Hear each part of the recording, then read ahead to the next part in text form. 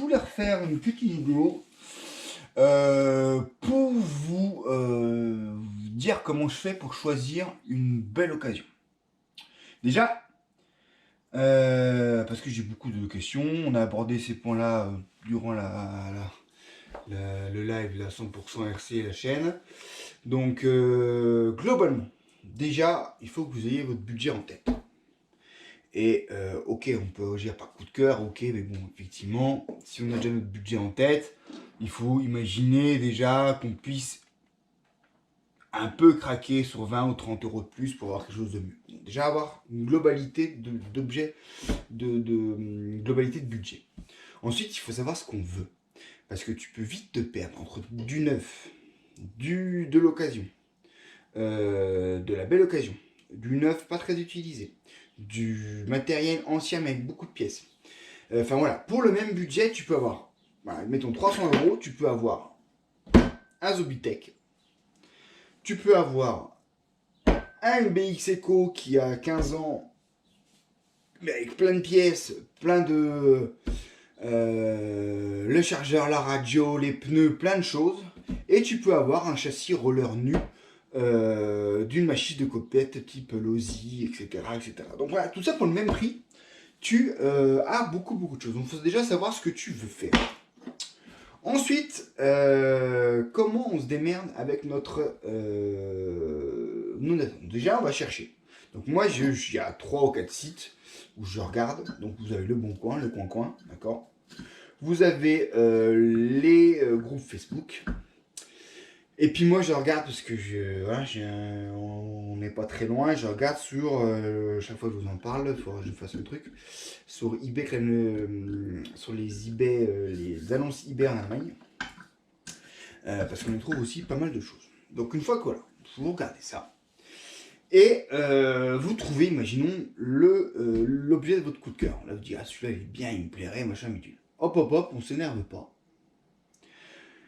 Il faut s'assurer de savoir qu'est-ce qu'on vend, qui le vend et qu'est-ce qu'il a vécu. Donc, pour ça, vous allez demander des photos récentes. Si le mec vous envoie que des photos prises enregistrées sous l'image sous Google, c'est pas bon signe. Ensuite, plein de photos. Vous demandez plein de photos. Vous allez demander aussi particulièrement les photos des noix de cardan. Les noix de cardan, c'est ce qui fait vivre. C'est ce qui montre un peu comment la RC a été pilotée, comment elle a vécu. Si les noix de cardan sont défoncées, si les pins sont défoncés, alors sauf exception, parce que des fois ça peut devenir une règle, mais c'est que globalement le mec il a été gaz tout le temps, qu'il n'y a pas eu forcément d'entretien, que peut-être que l'électronique a surchauffé, peut-être que les lipos qui sont vendus avec, eh ben, elles ont fumé, enfin voilà. Donc demandez des photos de noix de cardan, déjà. En plus des photos d'aspect général, de qu'est-ce qui est vendu, pas vendu. Quand on vous vend des pneus aussi, demandez les pneus. Parce que souvent, on vous vend les pneus qu'on n'utilise pas. Donc, typiquement, voilà, tu te retrouves avec, si sur une 5e avec que des pneus durs, ben, les pneus durs, tu les utilises jamais. Ou alors, il fait 50 degrés sur la piste, c'est une fois par an. Mais tu te retrouves avec 10 paires, et si tu veux, tu les utiliseras jamais. Ou voilà, donc il faut demander aussi le type de pneus et savoir s'ils sont utilisables dans la plupart de votre utilisation. D'accord? Donc, j'ai les photos, j'ai notre cardan, disons, tout ça se passe bien. Ensuite, il faut savoir qui la vend. Est-ce que c'est un débutant? Est-ce que c'est un mec qui a acheté cette voiture il y a un an, qui la revend déjà, qu'il avait déjà vendu d'occasion? Donc, essayez d'avoir un peu l'historique. Demandez, est-ce que tu sais quand tu l'as acheté, combien de temps elle a, est-ce que tu sais à peu près le nombre de packs que tu as roulé, etc. Essayez d'aller un peu plus loin dans l'utilisateur. Si le truc il a 15 ans, ça peut être une bonne affaire. Le MBX qu'on a eu tout à l'heure, c'était une belle affaire. C'est juste que le truc, je pense qu'il a vu quelques propriétaires. Il a été un peu chatouillé, bricolé à droite à gauche. Il demandait juste un tout petit peu d'amour. Mais ça, le petit d'amour, ça veut dire ça. Ça veut aussi dire que si tu es débutant, tu sais pas le faire.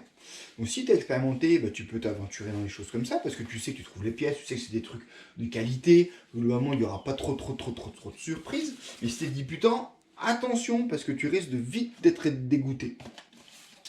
Ensuite, pourquoi je dis l'acétone? Ah ouais, non je déconne. Hein. Ensuite, vous allez me poser quelques petites questions techniques. Ouais, dire déjà, la plupart des vendeurs du bon coin, ils vous répondent plus déjà. Avec toutes les questions, les photos, les machins, bon bref. Après, si les mecs vous peuvent vous répondre parce qu'ils voient que vous êtes un peu trop pointueux, bah, c'est votre droit aussi. Hein. Et des fois, il faut savoir louper une soi-disant belle occasion, mais parce que peut-être que tu aurais été emmerdé pendant des mois et des mois et des mois. Donc une fois que tu as demandé tes photos, tes machins, tes bidules, tu vas un peu voir, voilà, essayer de tâter un peu le terrain du pilote. Tu lui demandes qu'est-ce qu'il y a comme huile dans tes différentiels, qu'est-ce qu'il y a comme huile dans tes suspensions, est-ce que tu as fait la révision il n'y a pas longtemps. Voilà, si le mec déjà te répond, c'est quoi un différentiel, c'est quoi l'huile, bon, bah déjà tu dis que, aïe, soit c'est l'occasion, on l'a fait 3 mois, le mec il a pas accroché, et puis voilà, il te le dit, il n'a rien fait d'autre, après la voiture elle peut être très bien, mais bon, ça permet de sonder un peu le niveau de maintenance qu'a subi la voiture durant ce laps de temps qu'il était chez le propriétaire et chez le vendeur. Et une fois que vous avez ça, vous avez tout content, bon après, c'est à vous aussi de savoir si vous voulez négocier ou pas. Alors, je vends beaucoup de voitures, j'en achète aussi pas mal. Tout le monde négocie, c'est normal. Après, quand tu as négocié, tu as négocié. Tu as négocié parce que quand tu sais que c'est cher par rapport au marché.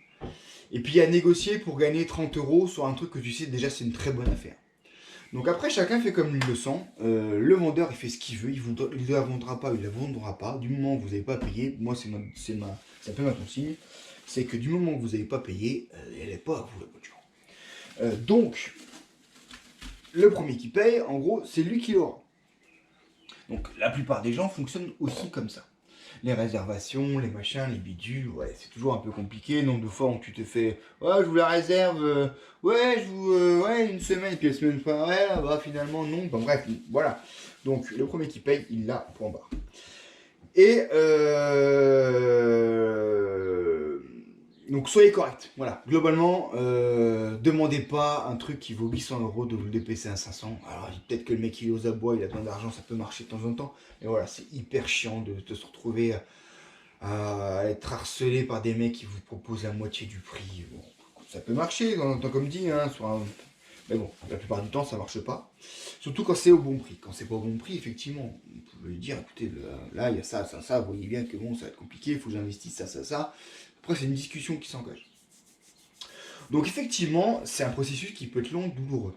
Et qui peut, des fois, apporter son lot de surprises, mais pas toujours. Voilà, on tombe sur des vendeurs hyper corrects, des gens super sympas, puis il y a des gens, voilà, ils dans la bagnole, arrivent, bon, bah, voilà, quoi, il y a un petit choucouille, quoi.